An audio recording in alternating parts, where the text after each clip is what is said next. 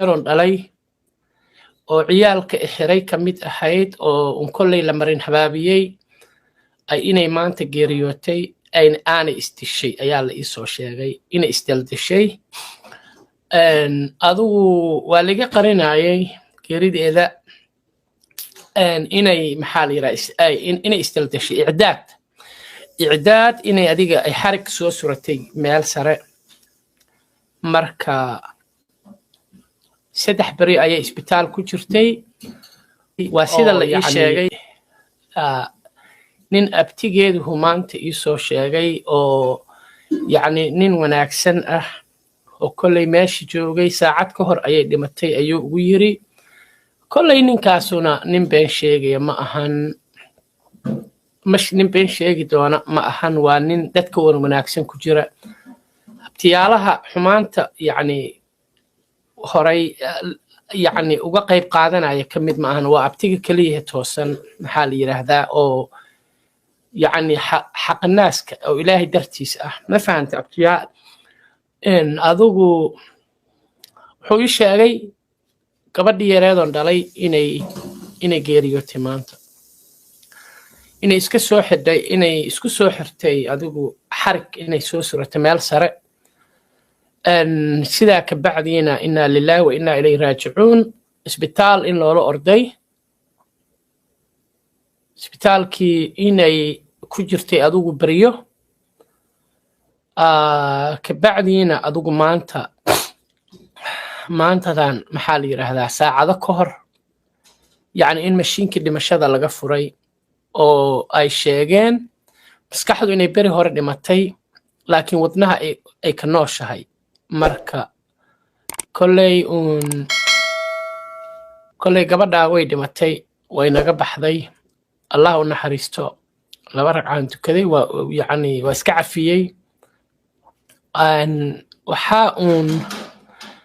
sabab u ahaa dad bani aadana maanta caasi waalidiinnimo inay ku dhimato adigu sixir saangudub xaasidnimo waxay noqotaba masiibada adduunka yacni dad ayaa ilaahay xisaabinaya kolley anigu maanta waa noolahay oo waan ku cafiyi karaa laakiin canugaa saqiirkaa maanta naftiisa ku gabadha soomaaliyeed muslimadda ee caasi waalideynka aad ka dhigtay nafteeda ku qamaartay cafiyey laakiin nafsadeeda adiga maxamed nuur duublow iyo saare kulanay iyo dadka asxaabta oo yacni gaashaanbuurta danfarow maalinta qiyaame caasho shalay dhimatay saacad ka hor ay dhimatay maantay dhimatay adigana beriyaa dhimane insha allah kolley ilaahay iguma talagelin adduunka caasi waalideynna maanay ahayn caasi waalideynna maanay ahayn ilaaha jecel qof ahludiinahay ahayd 114 dhammaysa sheekh cumar faaruq axaadiistiisa dhegaysan jirta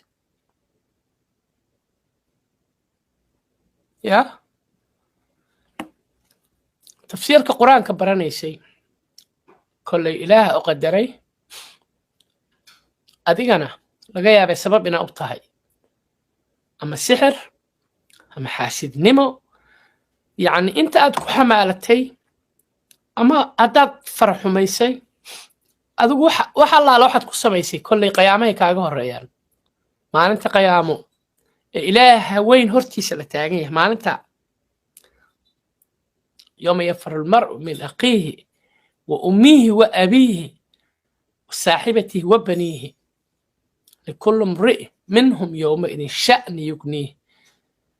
wujuuhun yawmaidin musfiratan asfar wejigeeda yeelow uu noqon doonaa sacfraan insha allah ilaahay ha u naxariisto kolley waa baxday waynana dhaaftay laakiin laga yaabee dunida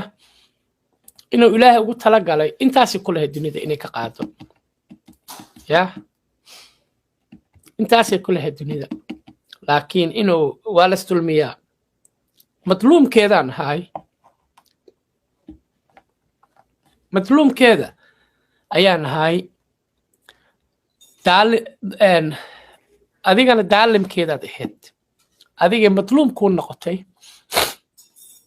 axmed cabdisixir abtigeed ayaa soo sheegay oo waxyar ka hor isoo wacay nin ma aha been aan uga bartay waa fahantay kolley waxaa nasiib u yeelatay inaa maskaxda intaad ka damage ka gaarsiiso maanta isdisho yaa faamili qurux badan oo dhaqan inaad dakan daakan ka dhigto ma fahantay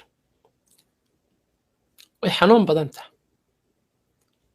maxaa u malayn lahayd canug muslin eed ka dhigtay caasi waalidayn aad ku xamaalatay ilmaha kuu xambaaray guriga kuu dhaqay cunto kuu kariyey waxaad doontoo